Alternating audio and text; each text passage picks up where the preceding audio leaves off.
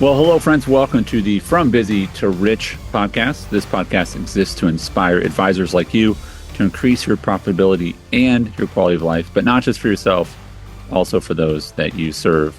Wes, it is great to have you back again. Good to see you, my friend. Thanks, Andy. Great to be with you. Justin, good to see you as well. How are you? I'm doing well, and happy Valentine's Day. Hey, happy Valentine's Day, Super Bowl, all that good stuff. Life is good. Wes, we have a large idea that we want to talk about, and then we're going to really break it down section by section into something really practical over the next 2, 3, 4, 5 episodes. And so can you just present the larger idea? And, one of the reasons I love being around advisors and working with advisors is they're okay with big numbers. But the thing we're going to talk about includes some pretty big numbers. So why don't you tell us what we're going to talk about and kind of break it down, in a way that we can understand it. Yeah, absolutely. No, I'm fascinated with what we're going to talk about today because we're doing a whole series on this at North Point. And so it's really what gave me the idea to say, hey, let's beat this up on the podcast because it's so relevant to everybody listening and what we're going to be doing. And here it is. The title is 90,000 or 90,000 hours, if you will, because here's the thing. All of us in our working lives are going to spend on average, based on a study, and I'll go through some fun numbers here in a second, about 90,000 hours working or engaged in the activity of what we might refer to as work if we live to age 71. Because here's the deal, and if you're live to age 71, you will have about 622,000 hours that sit on your whole life that you have to work with, and a lot of things are going to happen within those hours. 230,000 hours of them you're going to spend sleeping, which if you're a teenager, you may want more of those. I know that seems to be the general flow. 32,000 hours you'll spend eating, 38,000 hours driving. And if you're listening to this podcast while you're driving, you are multitasking. So we appreciate that. We think you're synergizing your hours with learning. So screen time, 73,000 hours. And again, some of that is clearly synergized with work as well, but 73,000 is what they pulled out. Exercise, 4,300 hours. School, 8,000 hours. Laughing, 3,600 hours. Sex, fun fact, everybody wants to know, drum roll, 2,800 hours. You might consider that good or bad, depending on where you're at in life. Getting ready. This is a fun one. This is an average, remember, so 2,200 hours getting ready. And that what they determined, this is real, they pulled it out of the study, 1,100 of that hours were guys' life getting ready, and ladies, 3,300 hours getting ready. Last couple here, family and friends, you're going to spend 42,000 hours with over your 622,000 hours. And then other, which is like an all skate category, is like 9,600 hours, which leaves us left over with what we do for our work, 90,000 hours. So with that, Andy, the big idea here, the premise is, how are your 90,000 hours going? If we're going to spend 90,000 hours doing stuff, and I know most of the people listening to the podcast, you're a business owner, you're an advisor in somewhere in the financial space. And so you spend a lot of your hours similar to other people that are listening, at least depending on the kind of practice you're operating. But how do you think they're going? Because if honestly, I think some of you may be today, I think it depends on the day you're answering that question. Some of you may be saying, man, I love it. Super satisfied. Enjoy the life that creates, enjoy the work that we're doing and the people that I'm doing it with. I think some of you may be on the other side of that, depending on, where you're at in the business. You may kind of feel like this is a penalty box between weekends, that you are working to provide and survive. And you're not so sure you love it. And you're not so sure you love the people you work with. But I think if we're honest, Andy, and I would throw myself in this category as well. Sometimes it just depends on the day and the season. Sometimes things I feel like they're going so well, knocking it out of the park, and then life happens, right? Something occurs and it feels not so great, not so satisfying or fulfilling. And so as we kind of think about this question, how's it going? I wanted to spend all of our time talking about, regardless of how you think it's going today, wouldn't we all want it to be as satisfying as possible? Wouldn't we all want, if there were things we could do, and I believe there are, things that we could implement in all of our lives that would cause us to answer that question every day, or at least as frequently as we possibly could? Things are so satisfying. Things are so great. And my 90,000 hours is one of the most enjoyable, most impactful, most purpose-filled set of hours that I get to engage in throughout my life. I think we'd all answer yes. And so I think the bigger question is like, all right, so what do we do about it? Right? How do we do that? And that's where I thought we'd kick things off today. I think that there is still a pervasive story in culture that work is bad. Like that, oh gosh, I've got to go to work. I think that for those listening or watching, that what you have to recognize and realize, and we'll talk about this today and for the next few episodes, is that if you don't like your work, then you should probably blame yourself, because as advisors, you're a business owner. You know, you really have a lot of control over how you spend your time and who you talk to and what you read and the story you tell yourself and what time you go to bed and what time.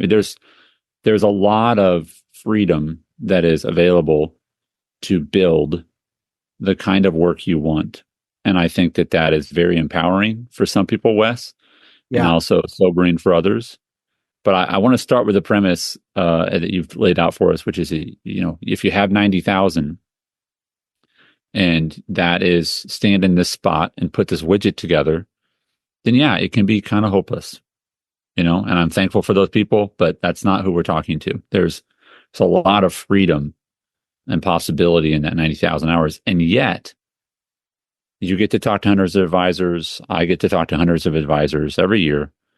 And there's something sobering about you get to write your story and you don't like your story. And I think that that's fairly pervasive, even among those who have control. And so our goal today in the next few episodes is to help you get back some of that control, Yeah. Yeah. I think that's great insight too, Andy, because I think there's some things in what you just said that I'd like to pull out a little bit.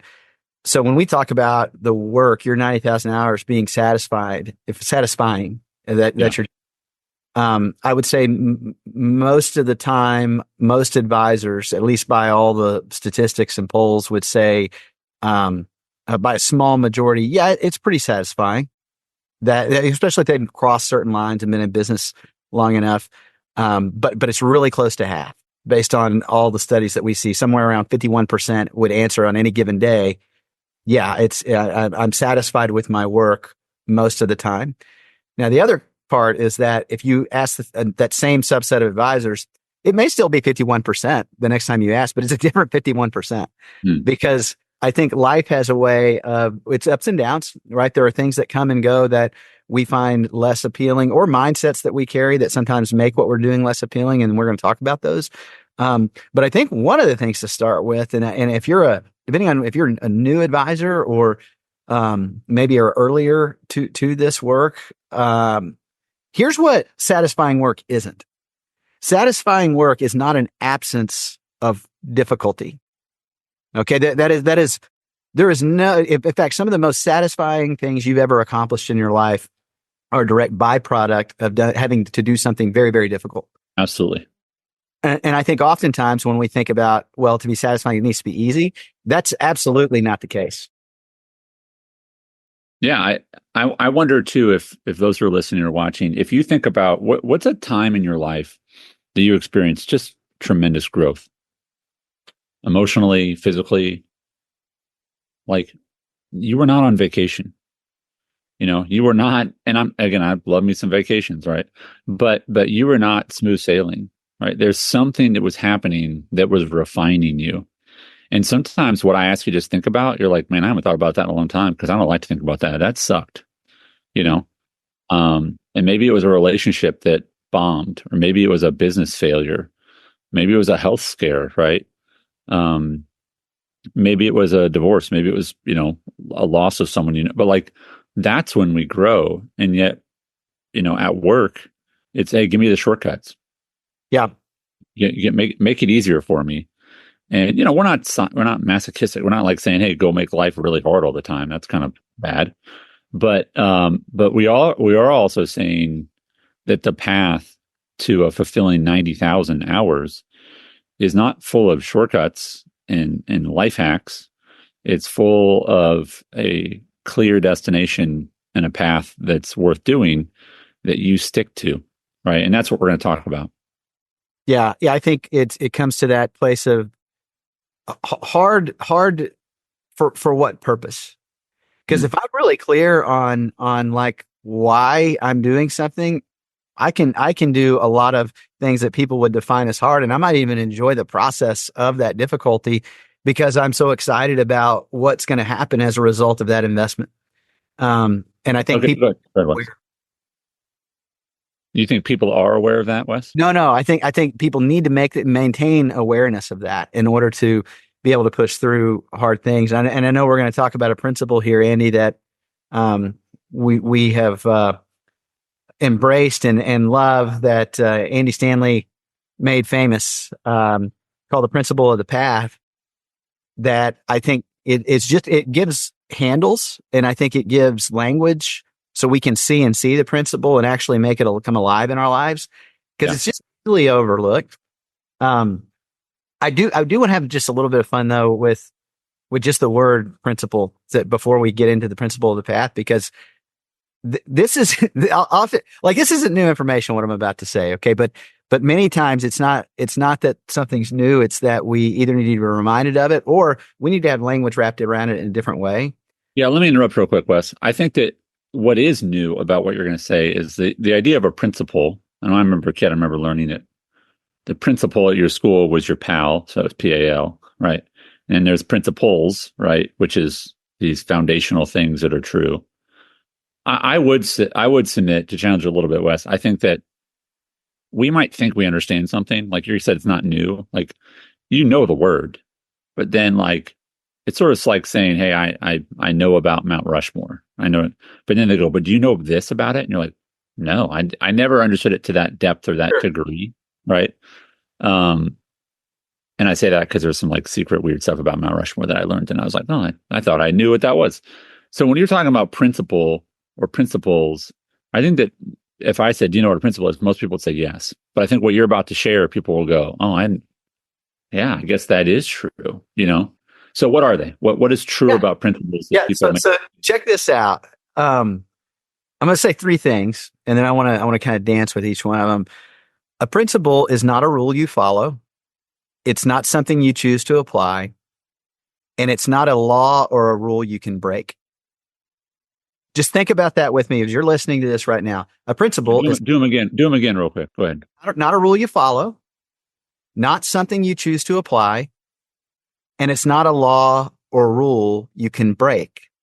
So the second one throws me off a lot, Justin. Which one throws you off? Like the idea that you don't apply a principle. Like that was like, yeah, of course you do. So which one do you... No, same. Yeah. How do I not apply it? Right. Like that's the one that throws you off. But I thought the point was to apply them. Yeah. So let's dance with each one of that. What I just said there is so a first one is a principle is not a rule you follow. Okay. A principle follows you regardless if you're aware or follow it at all. It just is.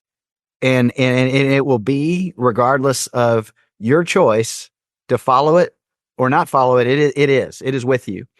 It follows you. Now, the second one, it's not something you choose to apply. Principle is not something you choose to apply. It applies itself to you even when you're not aware of it. Principles are very, very sticky. So there are plenty of people listening that have observed certain principles in their lives, and they've made a decision that, and they're aware of it, and they've decided to orient their life around leveraging that principle for their benefit.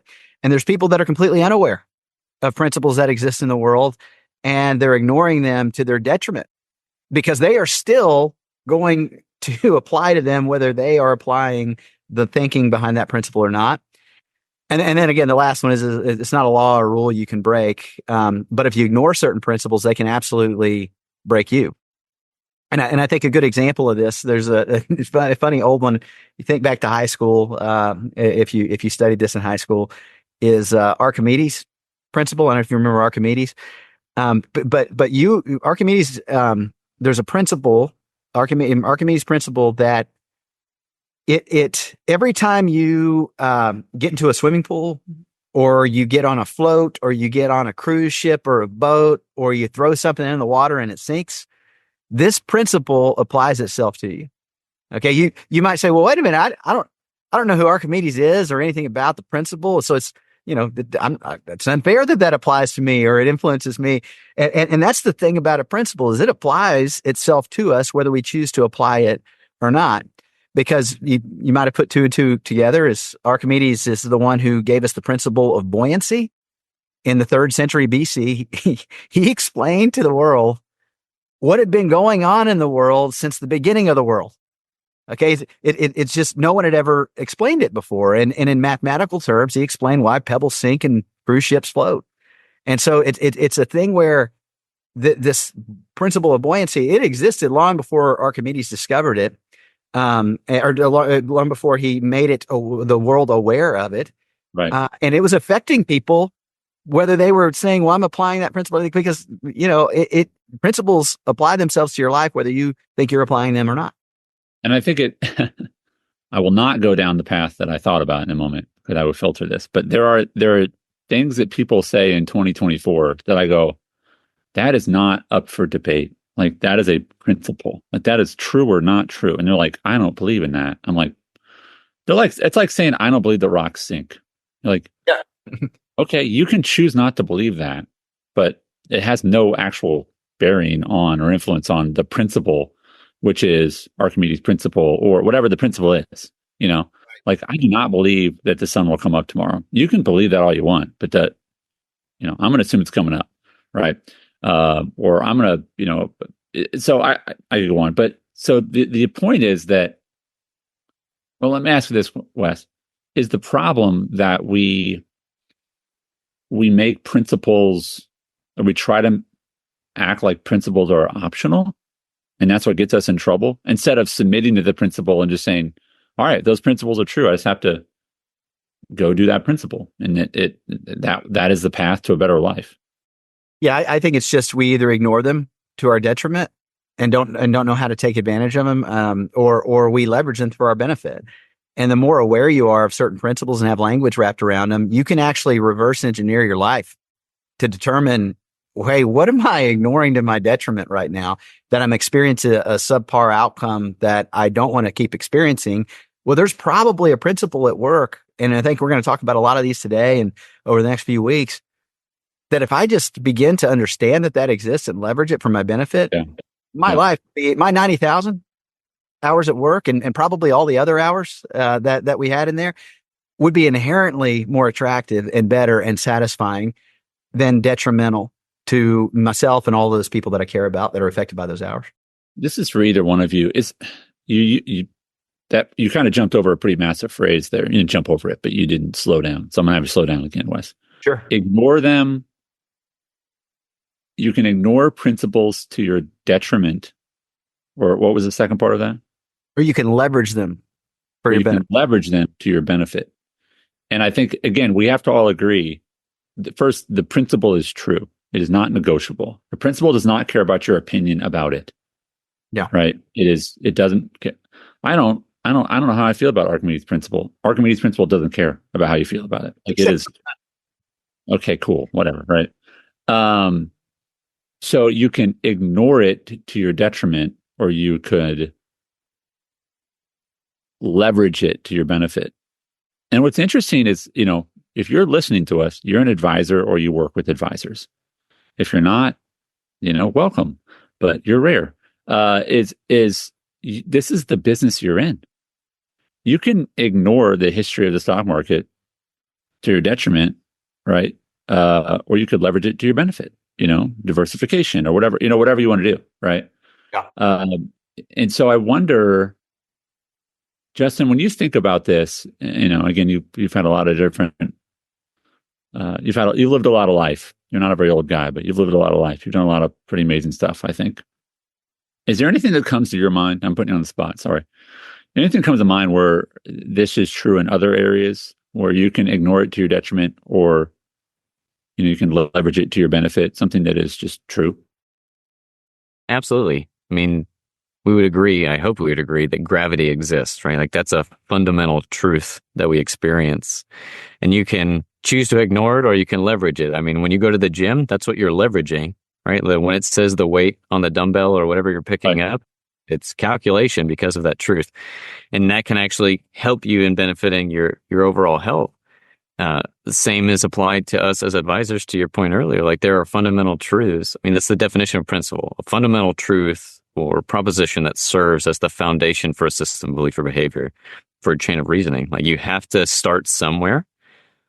And there are things that you can leverage that are going to get you and propel you forward, or they're not. And for me, like in my This faith, is kind of meta. Like I feel like I'm in an Escher painting right now. If you're familiar with Escher, he's like, you look at it and you think you're looking at something else and it's something else. Is that like Usher, who did the Super A Bowl? lot like Usher. Okay. He's Just the like Usher of 1320. So I don't know when Escher was around. But anyway, um, I'm thinking about, you threw me off with the Usher comment, by the way, Wes. You surprised me. I'm like, Wes just threw out the Usher comment. I didn't, but I should have known. But I think about sort of the meta of like what you said with the weights, of you literally leverage. I mean, weight is leveraging, you're moving, there's levers involved.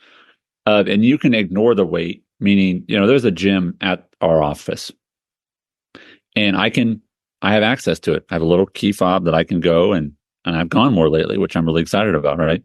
But you literally could just drive by that and ignore it, or walk by it and ignore it, or you can go inside and just leverage the weights to my benefit, right? And I think the challenge is that if you're listening to this, you're a pretty smart person. You are focused on self-improvement, because that's kind of all we talk about, right? Is how to help yourself get better. And I think that there is many of those who are listening, Wes, are sort of haunted by the knowledge that they're just not leveraging things enough to their benefit, right? And we're going to talk about that. We're not going to leave people hopeless, right? But there are the people listen to the show, they don't want to ignore things. And yet, so many, like you said, maybe it's 50%. If you really said, hey, score these different areas of your life, they're not passing grades. It's that Richard Koch quote that wrote, the 80-20 principle that we talked about several weeks ago. But it is that it's not the shortage of time that should worry us, but rather that we spend that time in low quality ways. Yeah. And I think that's why, you're listening because you're like, I want to make it better. And even if you're knocking it out of the park and things are good, that you still want to make it better. Yeah. Make it better. And so there are principles that allow us to do that. And I think that's where it brings us to this specific principle that we're leveraging. And we want to talk about how to leverage that I want to give to you. And that's the principle of the path. And really just to real quick, Andy, and I promise we're getting to some applicable things to do, is to fully appreciate this principle. We got to kind of set it up before to really hit the meat of it. And is that it's called the principle of the path, not the principle of the solution. And this is important. It's going to be important to where we're going, because the difference between there's a big difference between a path and a solution. When you're lost, you don't pull over and ask for a solution you ask for directions, right? When Waze takes you into a parking garage instead of the person's house you're supposed to show up to, that has happened to me. You don't call them. You don't call your friend and say, hey, I need a solution. You say, hey, I need some directions. Because when we're lost, we need to know where we are and where we need to and we need to know how to get to where we want to go. Yeah. And there is no instant fixed or solution for being lost. What's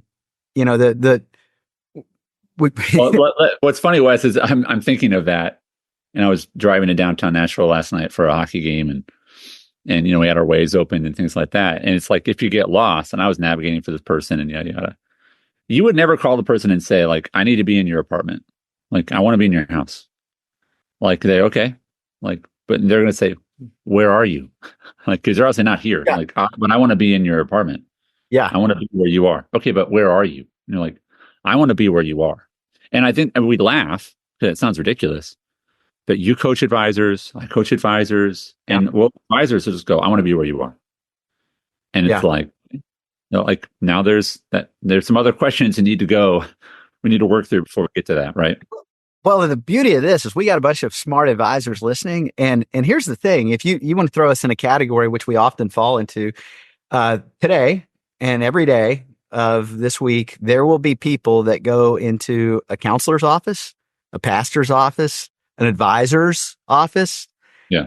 And they're going to come in and go, I got a problem. Here's where I find myself and I'd like to be somewhere else, fix it. And they don't need a solution. They need a new direction because they got to that place by following a path, by following a direction that isn't taking them where they want to go. Yeah. And we're going to get them to the place they ultimately want to end up by aligning the use of their capital with that new destination and pointing them in a direction. They've just been living in the wrong direction. And honestly, Andy, all of us can tell stories and we probably are in the middle of them where some areas of life, you things are good and you are moving in a great direction. You love where things are. And honestly, we're all working on areas. Some of these are just easier for some of us naturally than others. But if you were to peel back the layers of somebody's complete onion, life's just messy and we are bent to be better and more focused. I love that picture when you say that, like if you peel back the onion, because the reality is it'll probably make you cry. Right? There you go. Like I think there's a reason they said peel back the onion. Yeah. It wasn't peel back the orange, It's like when you peel back the onion, what happens? You cry, right? And you don't know why. It's just right. I mean, when you get underneath, there's stuff we want to work on. So I want to ask, what are the right questions as we wrap this episode before we move to the next? What are the right questions you need to ask in order to start to, if we agree on the principle of the path, what are the right questions we need to start to ask? And then the next few episodes, we'll talk about how to change the path, how to turn it around. Yeah. Well, if direction determines destination, I think a great starting point question is, what story do you want to tell about your destination 3 years from today? I think there's almost no more clarifying question. I've experienced plenty of times where, whether it's an advisor or sometimes some of our team members that they say, I just don't like the way things are going. I don't like the way I feel. I don't like the things about life. And I'll say, well, what would you need to be experiencing in order for you to feel like things were great? Wes, real quick, sorry. Yeah. I'm a little stuck on the 3-year thing. Okay. Like, it's not bad, but a lot of the things I've heard or seen is, and advisors do this, where you want to be in 30 years, right? What kind of legacy you want to leave? Like 3 years is kind of I don't know, I don't want to be disrespectful. It's like a random number. It's like, like 3 years, if you're a sophomore in high school, where you want to be in 3 years, like I want to be in college or I want to be done with high school. That would be good. Something's going to probably be wrong if I'm still here. Right. But 3 years doesn't seem like long enough.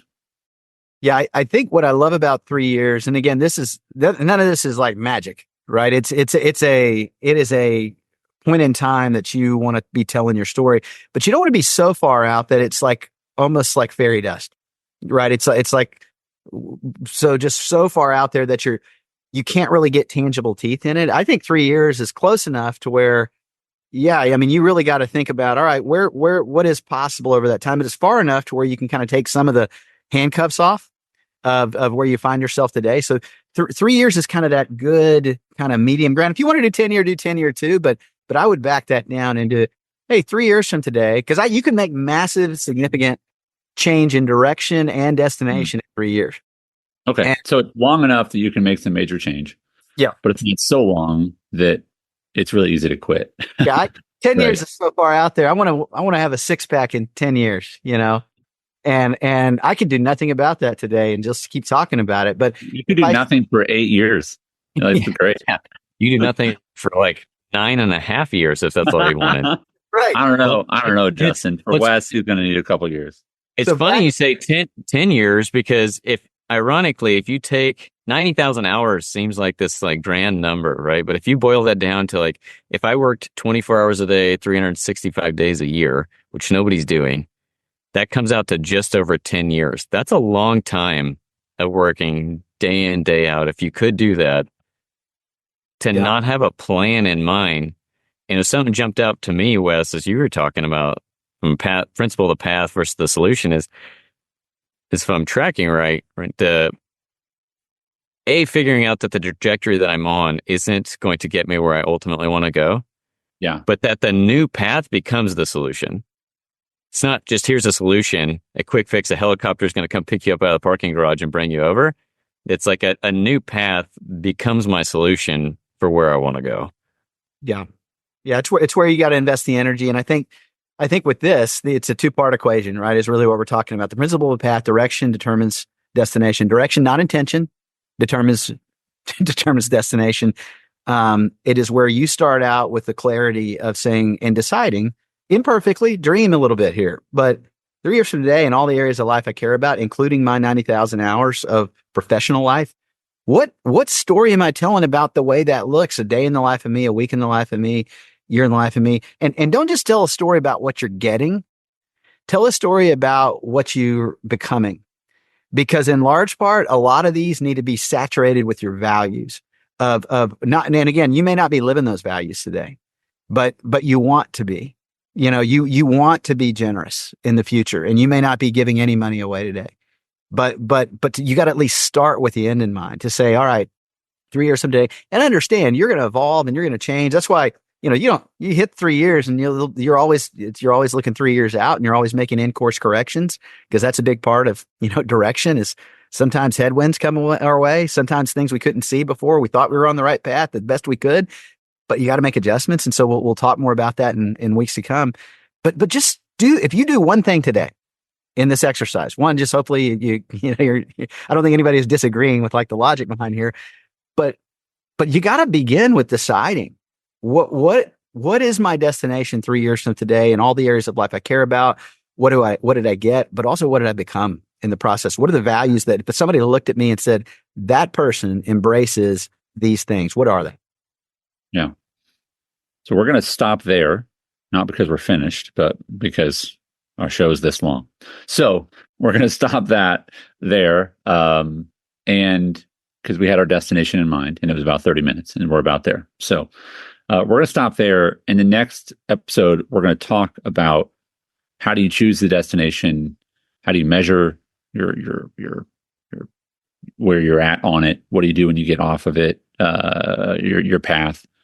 And how to be honest, and how being honest about where you are is the best and kindest and smartest thing you can do as you start the journey to a different destination. And so I'm really, really confident that when you listen to the next episode, and this is the kind of episode that if for the people in your life you care about, whether they're advisors or not, but certainly if they are advisors, maybe it's someone you have talked to in a long time, but just say, hey, I was thinking about you. I think this episode would bless you. This would help you. This is the kind of episode that I think you should share. I don't say that just because we need downloads. I say that because we genuinely care about what we do and care about you.